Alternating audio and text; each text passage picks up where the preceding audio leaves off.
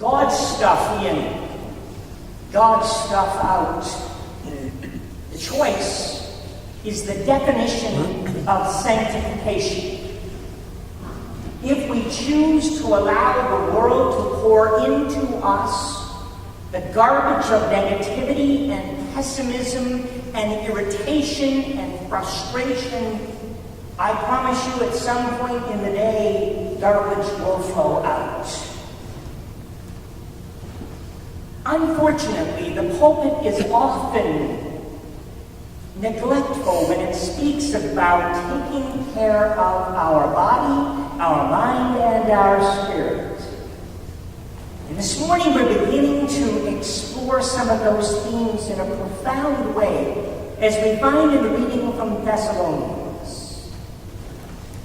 Paul is busy administering the church, and he gets a tap at the door, and one of the chief administrators comes in and says, Paul, we've got a problem with the Thessalonians.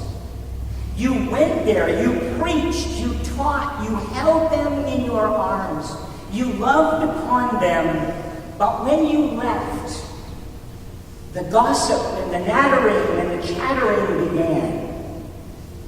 We've got a problem.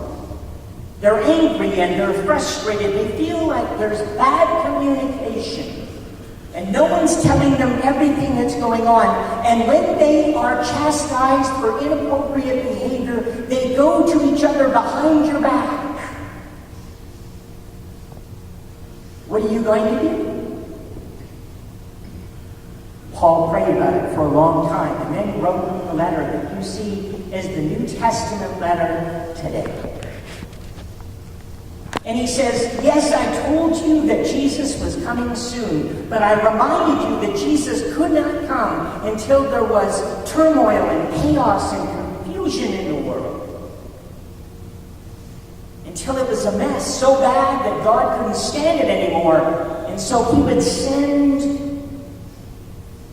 Jesus the second time to gather us all in what we often refer to as the second coming of Christ.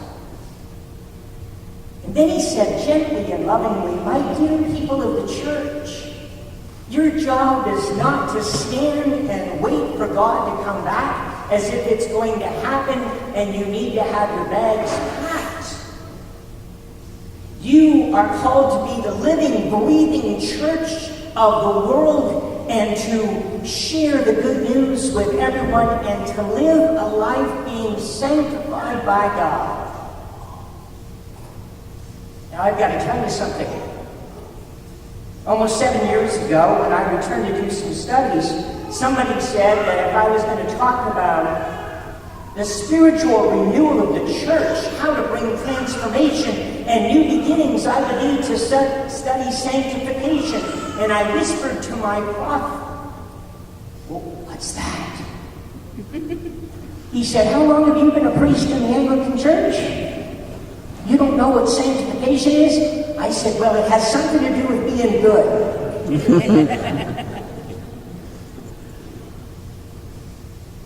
Now, to your advantage, I believe it's more effective to tell in the form of story.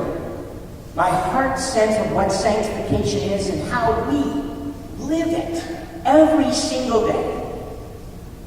I'm going to begin by telling you a story about Tammy, who's in her 20s. She's a gentle, loving, compassionate, caring young woman. She just got out of college and she has begun a brand new career.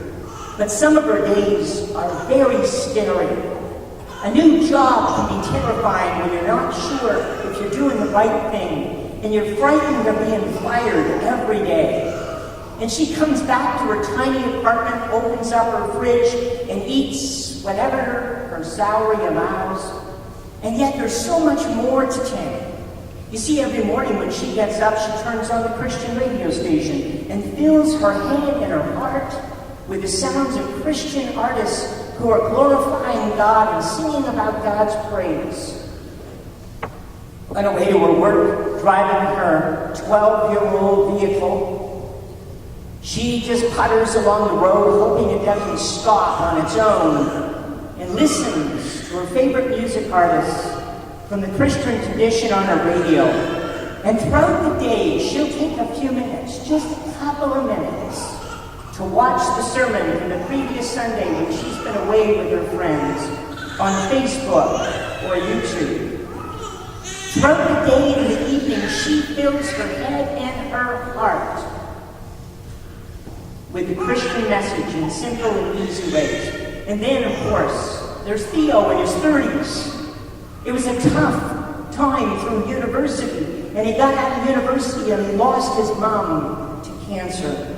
And Theo was crushed and away from the church for a while, angry and resentful. And by the time he came back, he was invited because one of his best friends said, "Try our church.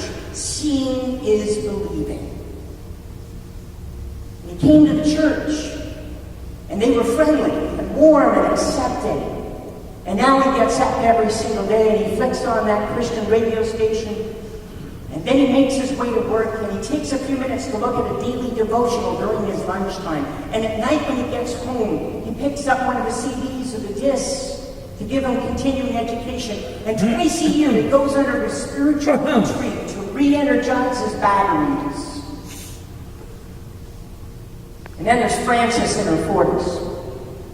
She's been at work almost 20 years now, raising a family, trying to balance a husband and children and a career.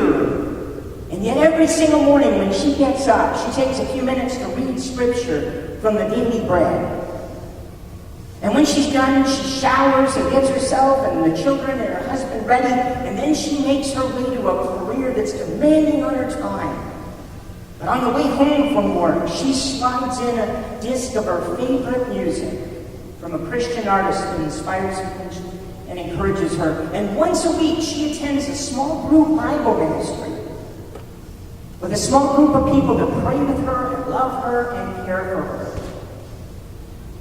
And then there's Sam in his 60s. Sam's struggling because he just lost his wife. He feels alone and frightened and confused, but he won't give up on his faith. Every single day, he makes his way quietly down the street and slides into the chapel to pray. Every single day, he cracks open his Bible and reads a portion of Scripture, the words of comfort from the funeral service of his wife. Every day, he fills his mind, his heart, and his soul with God's message of love and hope and forgiveness. And then there's Ed in his 80s. Ed finds it hard to move at all. Everything hurts.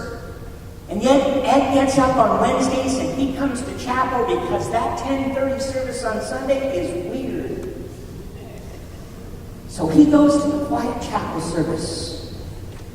And every day, he reads the daily bread, and every day, he makes his way to sit in a coffee cluster with other guys that share about their faith and their struggle about being a widow.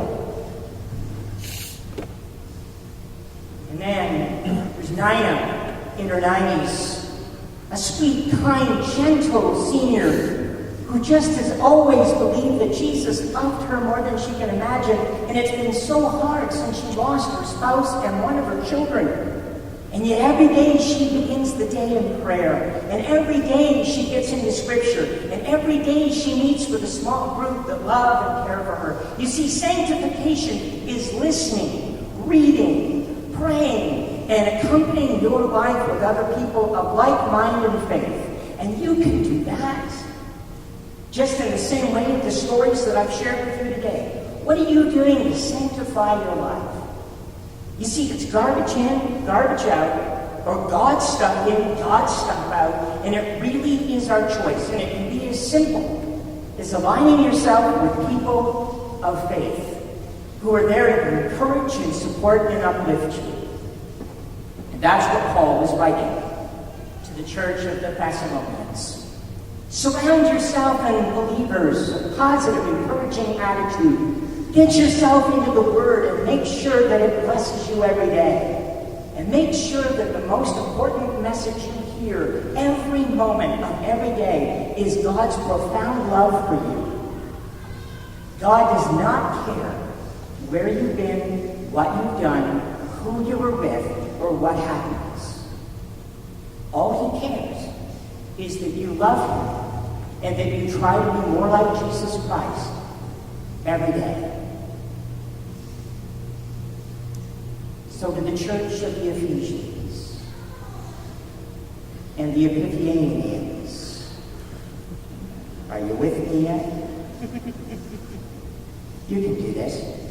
You need to do this. It's part of our journey. Let's commit ourselves today. Amen.